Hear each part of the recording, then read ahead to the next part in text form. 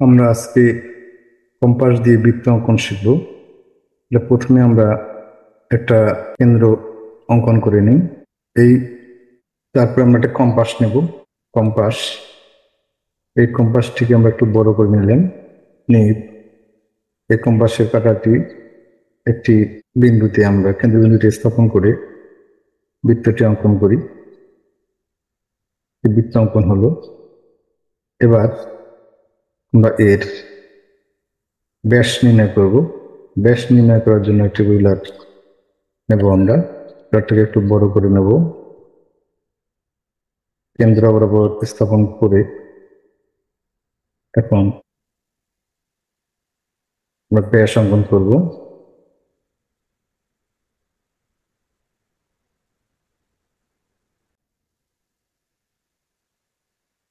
তো ব্যাস অঙ্কন হয়ে গেল।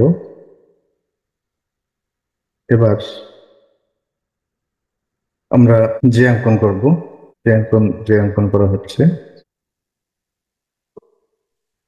যে অঙ্কন হলো। এবার ব্যাসার্ধ অঙ্কন করব। ব্যাসার্ধ অঙ্কন করার জন্য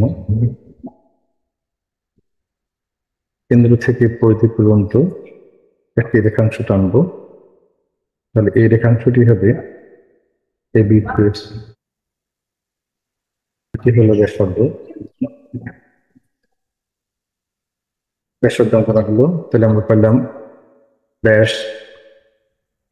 ব্যাসার্ধ জ্যা। এখন এগুলোকে আমরা চিহ্নিত করতে পারি। চিহ্নিত করার জন্য প্রথমে কেন্দ্রের নাম হবে ও। এই জন্য আমরা টেক্সট নিই।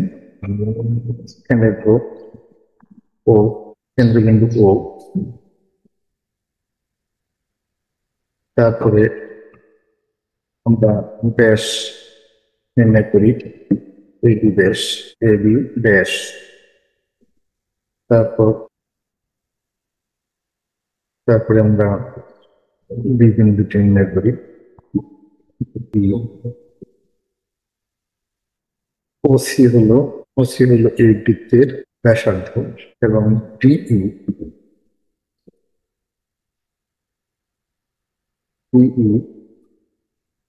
যে এই বৃত্তের জ্যা।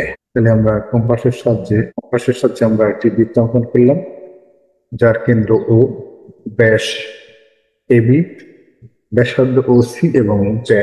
আমরা এইভাবে কম্পাসের সাহায্যে একটি বৃত্ত অঙ্কন করে বিভিন্ন অংশ চিহ্নিত করতে পারি। আল্লাহ হাফিজ।